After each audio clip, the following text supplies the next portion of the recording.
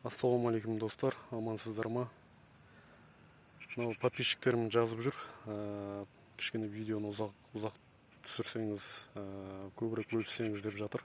Енді менде айып етпеңіздер, кішкене уақыт бола бермейді, күніге тіршілік, күніге жұмыс дегендей. Сонда да барынша уақыт тауып сіздермен осы істеп жатқан тірлігімді, кішігірім тіршілігімді әйтеуір бөлісуге тырысып жүрмін. Енді мына кішкене құлпынай егіп көріп жатырық. Құдай қаласа биыл бірінші рет бұл салада кішкене тәжірибем жоқ.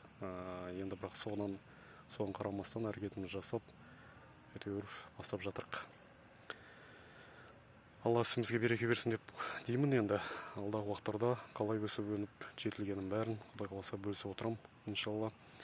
Енді мына жүк туралы айта кететін болсам, мұны осындай биік грядка жасау керек екен.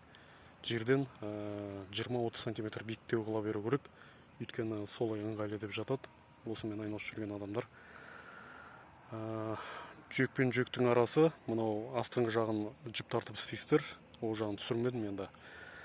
Жалпы мынау астыңғы жағы 80 сантиметр, беті 40-50 сантиметр шығады. Қолмен күрекпен жасағанда. И мына жүктің арасы 60 сантиметрден қалдырдым. Қайталап айта кетейін. Мынау астыңғы жағы жіппен тартып жасаған кезде 80 сантиметр, жүк пен жүктің арасы 60 сантиметр. Мынандай грядка жасаған кезде 40-50 сантиметр шығады екен биіктігі. Енді көшеттің арасын айтатын болсам, мына құлпынай көшетінің арасы 20 сантиметрден. Кеше видеомда түсірдім ол туралы, қалай тескенімді. Сосын мына көшет пен мына екі көшеттің арасы ені былайша айтқанда 30 сантиметрден қалдырдым. Астында екі қатар капельный бар. Мынандай екі қатар капельный лента бар, үстіп жасап аласыздар. Мынаны әтелеп күлеңкі жаппай жатып түсіріп алып жатырмын сіздерге. Қазір күлеңкі жабатын боламыз, Алла қаласа. Міне осындай қарапайым түрде жасай береді екенсіздер. Енді жерімнің айдалуы дұрыс болмады, кішкене жері қатты болып тоң кесек болып түсті. Саяз айдалды, тармасы онша болмады былайша айтқанда. Енді тракторист барынша істеп берді, енді қолынан келген. Соған қарамастан жеріміздің бабы дұрыс болмаса да осындай барынша дұрыстап істеуге қолмен жасап жатыр енді. Қасымда жиенім бар, сол екеуміз ғана жайлап майдалап істеп жатырық. Тағы да айта кететін нәрселер, жалпы осындай грядка биік болған дұрыс екен. Себебі ертең қызуы ертең жауын жауған кезде су тұрмай ағып кетуде бетінде. Сол жағынан да біраз плюстері бар екен, менің түсінгенім.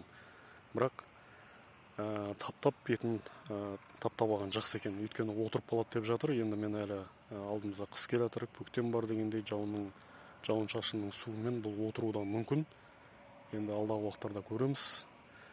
Алдағы уақыттарда Құдай қаласа аман есен өсіп жетіліп жатса, иншалла өсіп қалай жеміс бергенін, қалай өнім беріп жатқанын, қалай өскенін жалпы сол туралы барынша бөлісуге тырысамын сіздермен. Енді бұл кішкентай ғана жер, ұзындықтары 25 метрлік жүктер. Тағы да көбейтетін боламыз алдағы уақыттарда. И кейін алдағы уақыттарда төбесін бәрін теплица қылып, немесе балаган қылып жабуға тырысамыз. Енді алдағы уақыттарда көре жатармыз. Міне осы күліңкі жаппай жатып, кішкене сіздерге түсінікті болсыншы деп, кеше біраз тиктокта да, біраз әлеуметтік желінде парақшаларында сұраған екен адамдар, астын қалай суарылады деп білмегендер. Міне осындай лента жасалады. Лентаның, капельный лентаның арасы, тестерінің арасы 10 сантиметрден. Сондай алып қойған жақсы, суды қанып, жақсы ішетін болады. 1 сағаттың ішінде, немесе 2 сағаттың ішінде мынаның беті полный зәктеп кетеді. Астынан да и беті де полный.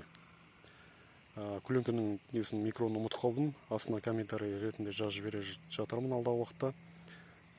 Бұл Шымкент қаласынан алдым, агро магазиннен. 1 метрі 3200 теңгеден түсті. Ана күлеңкінің 1 метрі. Енді бір 2 жыл, 3 жылға тұрып береді деп жатыр. Енді алдағы уақытта көреміз, қаншалықты шыдамды екен, жақсы екен. Российское производство. Сол өстіп тамшылатып суару арқылы осындай құлпынай егіп көріп жатырмыз. Алла ісімізге береке берсін деп деймін. Алла қаласа